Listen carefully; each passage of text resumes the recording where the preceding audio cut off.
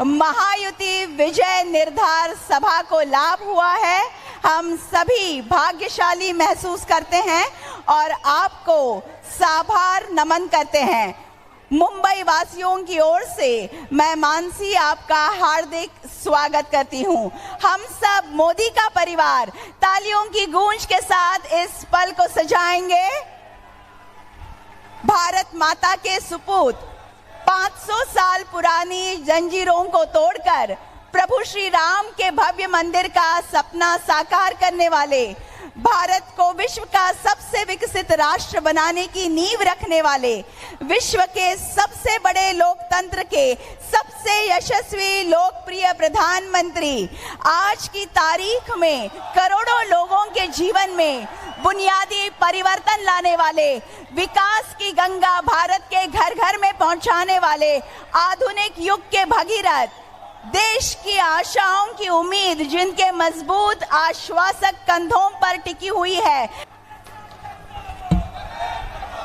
और अब सबसे पहले फूल, शॉल, फेटा तथा मुंबा देवी की प्रतिमा देकर भारत के प्रधानमंत्री माननीय श्री नरेंद्र मोदी जी का स्वागत करेंगे महाराष्ट्र के मुख्यमंत्री माननीय श्री एकनाथ शिंदे जी एवं महाराष्ट्र के उप मुख्यमंत्री माननीय श्री देवेंद्र जी फडणवीस।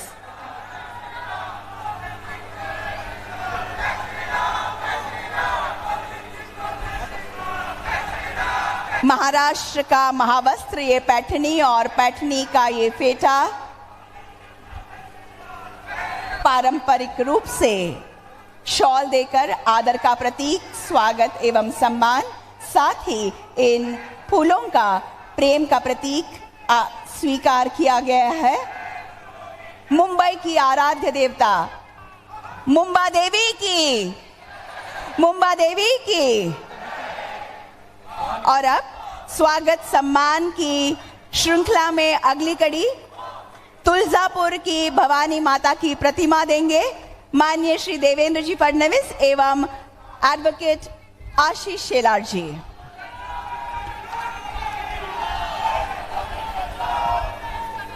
भारत का सपना साकार करने वाले, करोड़ों लोगों की मन की और दिल की बात जानने वाले भारत के प्रधानमंत्री माननीय श्री नरेंद्र मोदी जी से मैं सविनय प्रार्थना करती हूं कि आज के इस अवसर पर वे अपनी ओजस्वी वाणी तथा बहुमोल विचारों से हमें अनुग्रहित करें।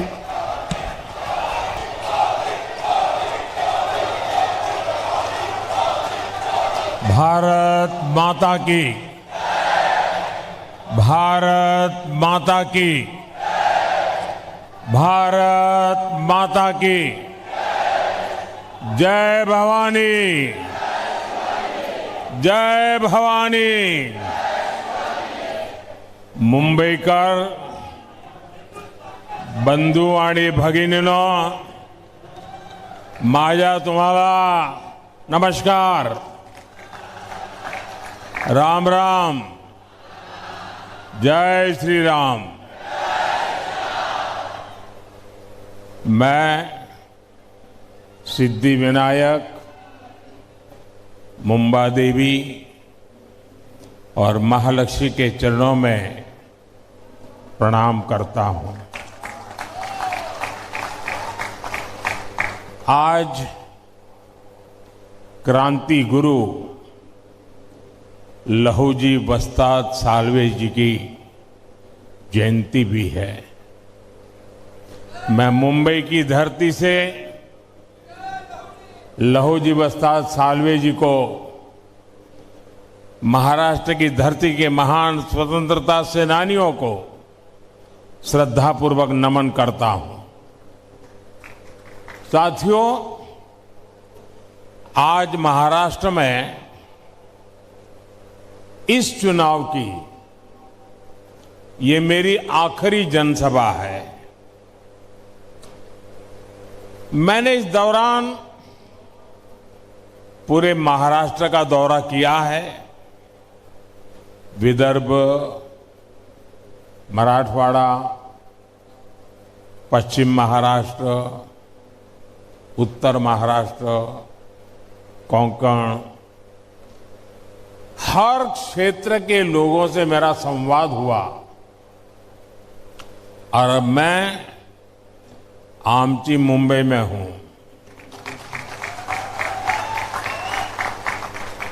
पूरे महाराष्ट्र का आशीर्वाद आज महायुति के साथ है।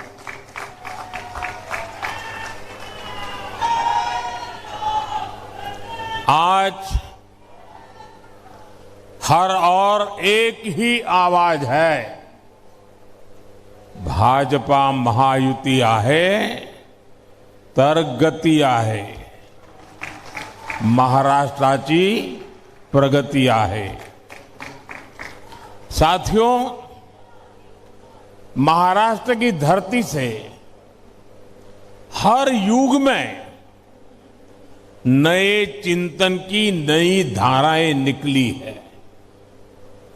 यहां से संत ज्ञानेश्वर, संत तुकाराम, संत नामदेव जैसे संतों ने, विद्वानों ने समाज को दिशा दिखाई। यहीं से छत्रपति शिवाजी महाराज हिंदवी स्वराज का संकल्प देश को दिया।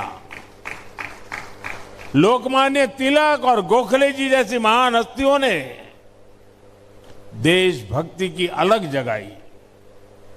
आज महाराष्ट्र में एक तरफ महायुति की विचारधारा है जो इस विरासत पर गर्व करती है, दूसरी तरफ एक सोच महाअगाड़ी की भी है जो महाराष्ट्र के गौरव को लगातार अपमानित कर रही है। महाअगाड़ी के लोग तुष्टीकरण के गुलाम हो चुके हैं।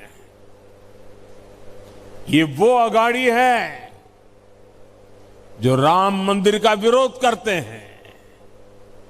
ये वो अगाड़ी है जो वोट पाने के लिए भगवा आतंकवाद का शब्द गढ़ते हैं।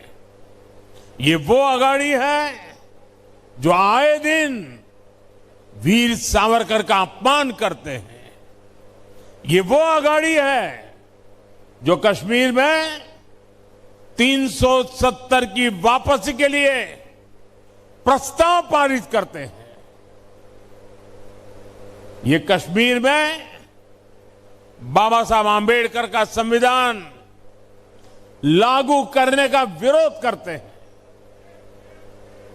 साथियों, राजनीति में एक दूसरे पर वार पलटवार करना समझ में आता है, लेकिन जब बात देश की उपलब्धि की हो तो हर राजनीतिक दल का कर्तव्य है कि वह देश को अपने दल से ऊपर रखे।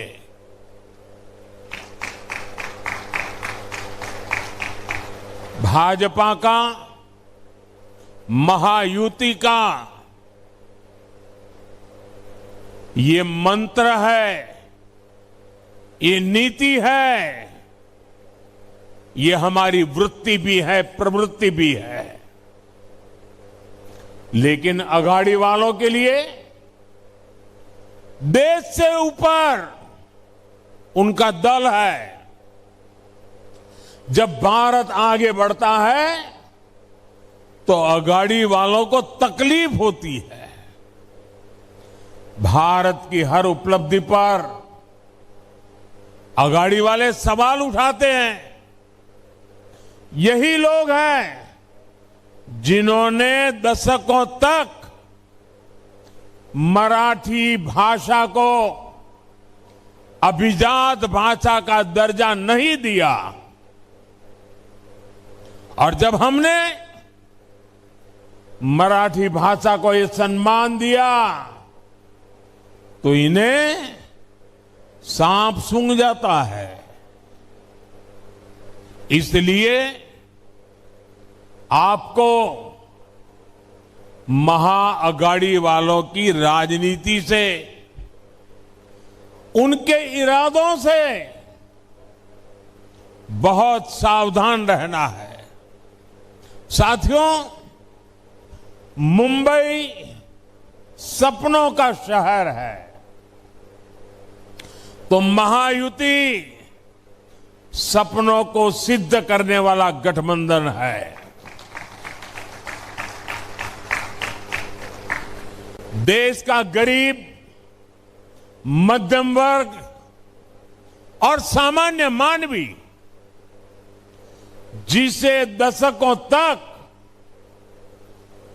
खुलकर सपने देखने का भी मौका नहीं मिला, आज उसके सपने पूरे हो रहे हैं।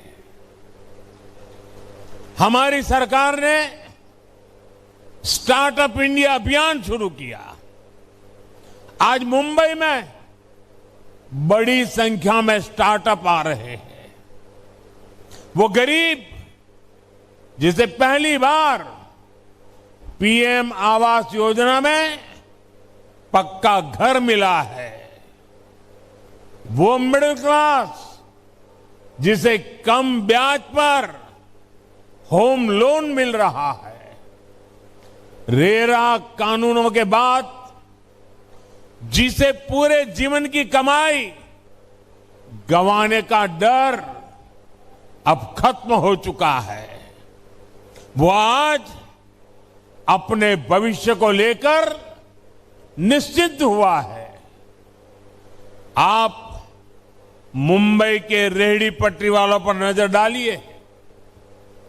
आज लगभग 70 लाख रेहड़ी पटरी वालों को पीएम स्वनिधि योजना की मदद से अपना व्यापार बढ़ाने में मदद मिली है, और इसका फायदा यहां मुंबई के भी हमारे 1 लाख से ज्यादा रेहड़ी पटरी वालों को मिला है। और मैं मुंबई के हमारे साथियों का आभार व्यक्त करता हूं कि 1 आध साल पहले मुझे इन सभी रेहड़ी पटरी वालों के कार्यक्रम में आने का अवसर मिला था, और उनके चेहरे पर जो उमंग था, उत्साह था, कुछ कर गुजरने का मादा था, वो वाकई प्रेरणा देने वाला था। साथियों, सेवा भावना से काम केवल और केवल बीजेपी और महायुति ही कर सकती है। और मैं बड़ी नम्रता पूर्वक आपको कहना चाहता हूं, और आप मेरे जीवन की हर गतिविधि से मेरी बात को एक तराजू से तोल सकते हैं, और इसलिए मैं जिम्मेवारी के साथ भी कहता हूं और पूरी नम्रता से कहता हूं, आपके सपने ही, आपके सपने ही हमारे संकल्प है।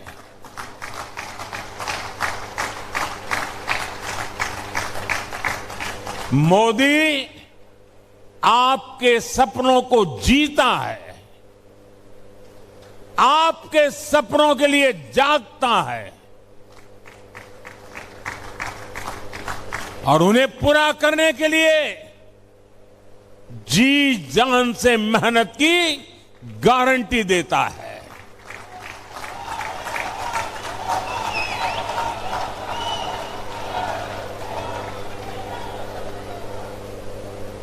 साथियों, आज दुनिया का हर देश अपने बड़े शहरों को आधुनिक बनाने में लगा है। मुंबई के लिए यही सपना बीजेपी और महायुति ने देखा है। आज हर मुंबईकर देख सकता है कि हम कितने बड़े स्केल पर विकास कार्यों को आगे बढ़ा रहे हैं। हमारी सरकार मुंबई को कनेक्टिविटी की हर परेशानी से मुक्ति दिलाना चाहती है और शिंदे जी ने और देवेंद्र जी ने अभी विस्तार से इसका वर्णन भी किया है। आज मुंबई में लाखों करोड़ रुपए की परियोजनाएं चल रही है। मेट्रो लाइन हो, लोकल ट्रेनें हो, मुंबई और आसपास के शहरों को जोड़ने वाले पुल हो, महामार्ग हो, एयरपोर्ट हो, हर दिशा में तेजी से काम हो रहा है। साथियों, हमारे देश में आजादी के बाद दशकों तक केंद्र में कांग्रेस की सरकार रही। यहां भी दशकों तक कांग्रेस की सरकार रही, लेकिन मुंबई को लेकर इन्होंने कोई फॉरवर्ड प्लानिंग की परवाह ही नहीं की। नतीजा यह हुआ कि हमारी मुंबई लगातार पिछड़ती चली गई। कांग्रेस का मिजाज मुंबई के ठीक उल्टा है। मुंबई का मिजाज यानी ईमानदारी और कड़ी मेहनत। मुंबई का मिजाज यानी आगे बढ़ने की ललक। लेकिन कांग्रेस का मिजाज क्या है? कांग्रेस का मिजाज है भ्रष्टाचार। कांग्रेस का मिजाज है देश को पीछे धकेलना। कांग्रेस का मिजाज है विकास में अड़ंगा डालना। आपको याद रखना है, इन्होंने अटल सेतु का विरोध किया था, इन्होंने मेट्रो का विरोध किया था। हम जब इनोवेशन की बात कर रहे थे, हम जब डिजिटल इंडिया और यूपीआई की बात कर रहे थे, तब कांग्रेस और उसके साथी टेक्नोलॉजी और यूपीआई का मजाक उड़ाते थे। ऐसी सोच वाले लोग मुंबई को कभी आगे नहीं ले जा सकते। साथियों, हमारी मुंबई जोड़ने में विश्वास करती है, लेकिन कांग्रेस और अघाड़ी केवल और केवल तोड़ने की बात करते हैं। मुंबई में हर जाति समुदाय के लोग आते हैं, हर भाषा के लोग आते हैं, एक साथ रहते हैं, लेकिन महाअघाड़ी वाले जाति के नाम पर लोगों को लड़वाने में लगे हैं। साथियों, कांग्रेस का शाही परिवार दलितों, पिछड़ों, आदिवासियों से नफरत करता है। सरकार बनाने के लिए तड़प रही कांग्रेस बिना पानी को जैसे मछली तड़पती है ना, वैसे तड़प रहे हैं। हर कीमत पर एसटी, एससी, ओबीसी की एकजुटता तोड़ना चाहती है। इसलिए वो एसटी की जातियों को आपस में लड़ा रही है, एससी, ओबीसी की जातियों को आपस में लड़ा रही है। ये जातियां लड़ेगी तो कमजोर होगी, और जितनी ज्यादा जातियां कमजोर होगी, कांग्रेस मजबूत होती चली जाएगी। मजबूत कांग्रेस सरकार में आकर एसटी, एससी, ओबीसी की उनको तबाह करेगी, आपका आरक्षण छीन लेगी। और इसलिए ही मैं बार बार कह रहा हूं, आज इस बात की सबसे ज्यादा जरूरत है। जिस प्रकार से अघाड़ी के लोग कारनामे कर रहे हैं, जिस प्रकार से कांग्रेस के साझादे देश में तबाही की भाषा बोल रहे हैं, तब आज एक बात बहुत जरूरी हो गई है, और वो है, एक है तो सेफ है, एक है तो, एक है तो, एक है तो। मुंबई तो बाला साहब ठाकरे के सिद्धांतों का शहर है। मुंबई स्वाभिमान का शहर है, लेकिन अघाड़ी में एक ऐसा दल है जिसने बाला साहब का अपमान करने वाली कांग्रेस के हाथ में अपना रिमोट कंट्रोल दे दिया है। और इसलिए मैंने इन्हें चुनौती दी थी कि कांग्रेस के मुंह से, कांग्रेस के शहजादे के मुंह से बाला साहब ठाकरे की प्रशंसा के लिए कुछ बात जरा बुलवा के दिखा दीजिए। अरे एक बार तो कांग्रेस के शहजादे से मुंह से निकलवाइए, हिंदू हृदय सम्राट बाला साहब ठाकरे।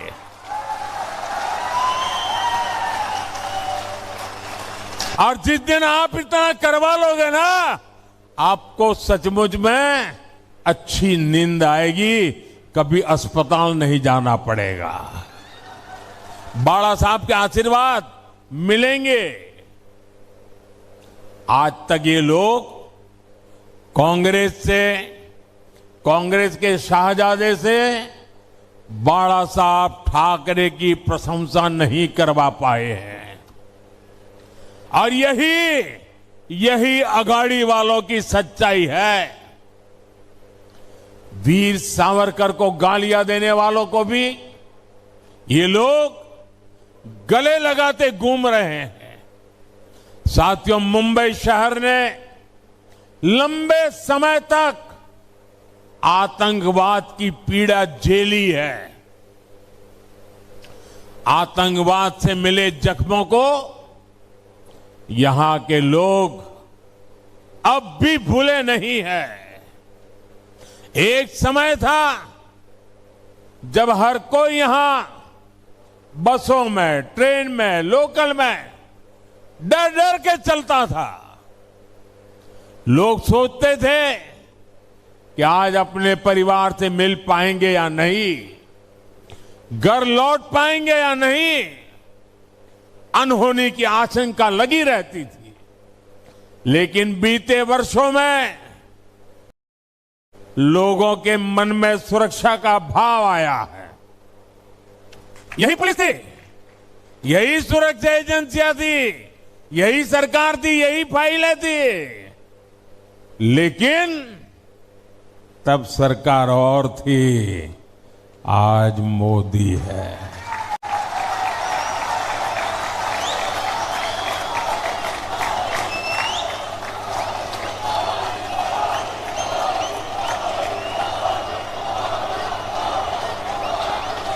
आपको सोचना है कि क्यों जब कांग्रेस सरकार थी तो मुंबई समेत देश भर में आतंकी घटनाएं होती रहती थी। हर जगह आपको लावारिस वस्तुओं का डर दिखाया जाता था।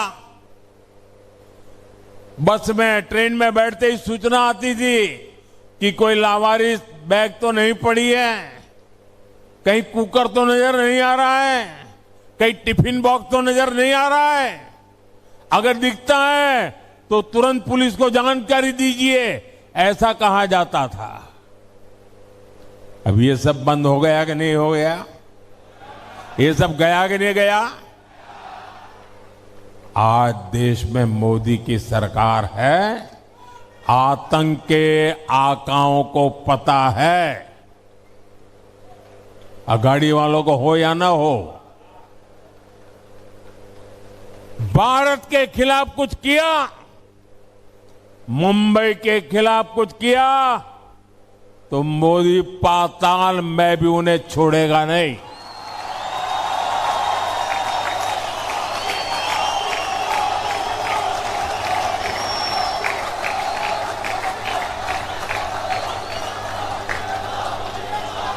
साथियों, मुंबई की एक बहुत बड़ी ताकत है महिलाओं की भागीदारी और वुमेन लेड डेवलपमेंट।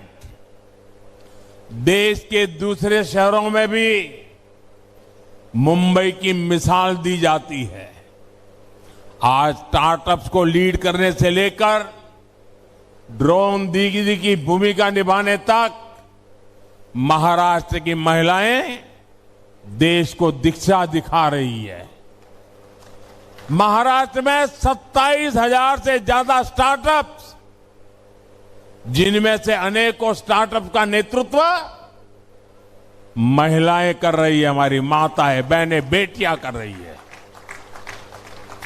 देश भर में 70,000 से ज्यादा ऐसे स्टार्टअप्स हैं जिनमें कम से कम एक महिला डायरेक्टर के रूप में उसका नेतृत्व कर रही है।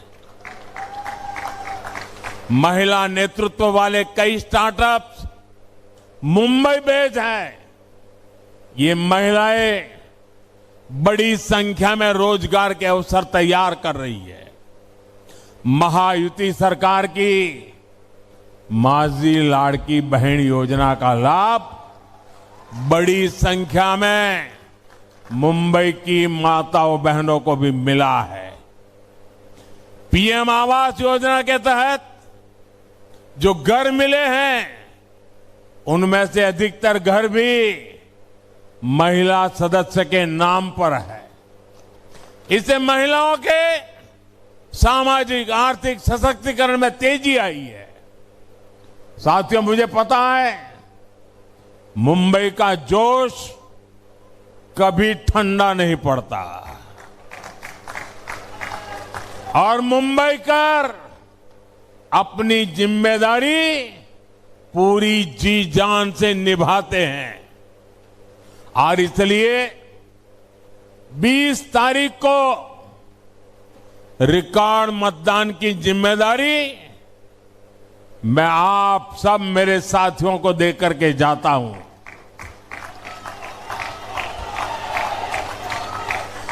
हमेशा ये जोश बनाए रखना है। हमें महायुति के सभी उम्मीदवारों को भारी बहुमत से विजयी बनाना है और आपको मुंबई में महायुति की नई सरकार के शपथ ग्रहण की तैयारी भी करनी है। और एक अर्थ में तो मैं कहूंगा कि मेरी चुनावी सभा कम है। आज तो मैं महायुति की सरकार जब बनेगी, नतीजे आने के 7-10 दिन में मैं उस महायुति की सरकार की शपथ समारोह का आपको निमंत्रण देने के लिए आया हूं।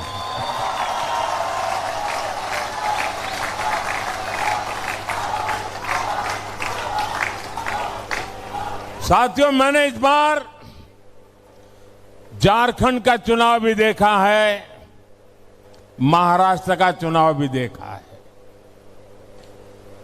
और मैं कुछ दिन पहले हरियाणा के चुनाव को भी देख रहा था। हरियाणा ने जिस प्रकार से कांग्रेस की सारी योजनाओं को चकनाचूर कर दिया, उनके सारे सपनों को तहस नहस कर दिया। जितने मुद्दे उन्होंने उठाए, हर मुद्दे को हरियाणा के लोगों ने करारा जवाब दिया। और मैं कह सकता हूं झारखंड और महाराष्ट्र में भी हरियाणा से भी ज्यादा करारा जवाब ये महाआघाड़ी वालों को मिलने वाला है।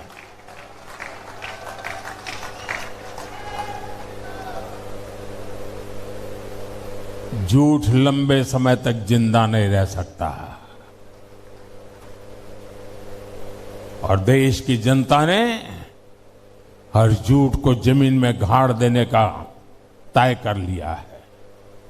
साथियों, ये लोग संविधान, और वो भी कोरे कागज वाला संविधान, कुछ भी नहीं लिखा हुआ ऐसा संविधान, लेकिन देश को मैं बताना चाहता हूं, इस देश के लिए शर्म की बात है, हम सभी देशवासियों के लिए शर्म की बात है कि आजादी के बाद 6-7 दशक तक बाबा साहब आंबेडकर का संविधान जो हम सबको चलाता था, वो बाबा साहब आंबेडकर का संविधान पूरे हिंदुस्तान में लागू नहीं हुआ था और ये बात ये कांग्रेस वालों ने छुपाए रखी थी। इस देश में जम्मू कश्मीर में बाबा साहब आंबेडकर का संविधान नहीं चलता था।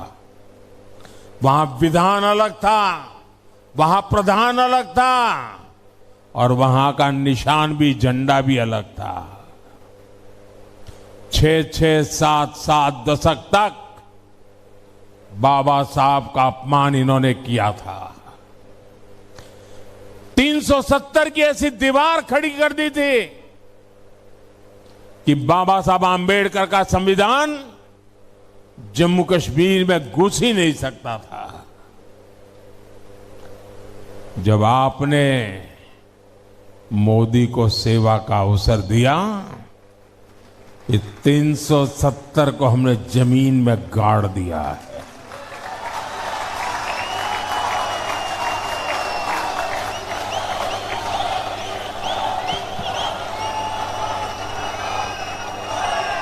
और तब जाकर के बाबा साहब आंबेडकर का संविधान जम्मू कश्मीर में लागू हुआ।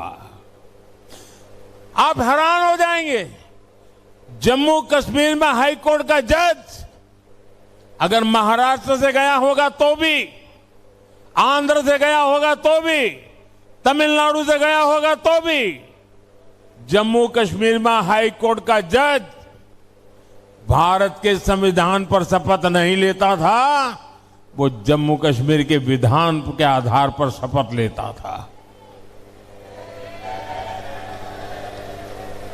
जम्मू कश्मीर के इसके पहले के किसी मुख्यमंत्री ने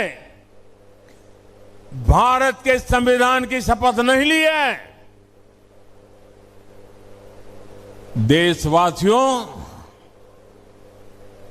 आज अभी जो जम्मू कश्मीर में सरकार बनी, आजादी के बाद पहली बार भारत के संविधान की शपथ लेकर के मुख्यमंत्री का काम शुरू हुआ। ये कमाल किसकी है? ये कमाल किसकी है? ये कमाल किसकी है? ये कमाल किसकी है? ये कमाल मोदी की नहीं है, ये आपके वोट की ताकत है कि 370 जमीन में चली गई।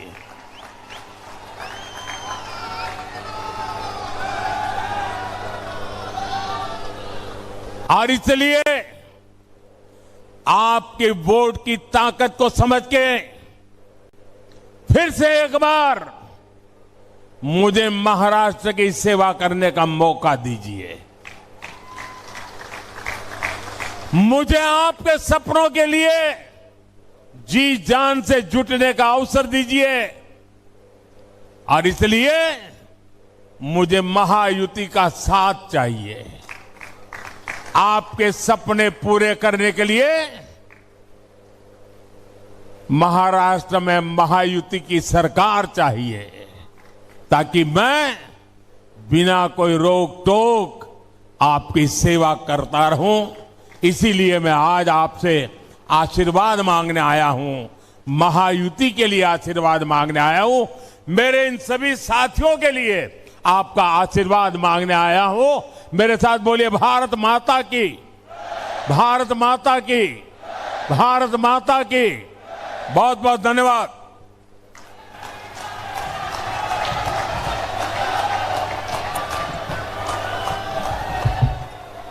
मोदी जी, आपका संबोधन पूंजी के रूप में प्रेरणा का स्रोत बना रहेगा और हमारे आत्मविश्वास को अधिक बल देगा। मैं हृदय की गहराइयों से आभार प्रकट करती हूं।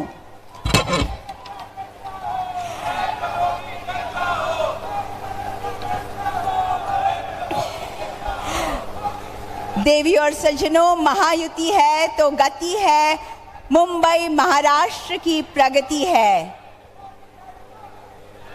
लोकतंत्र के इस महापर्व पर मतदान करें, महायुति को चुनकर मुंबई के विकास को अधिक गतिमान करें।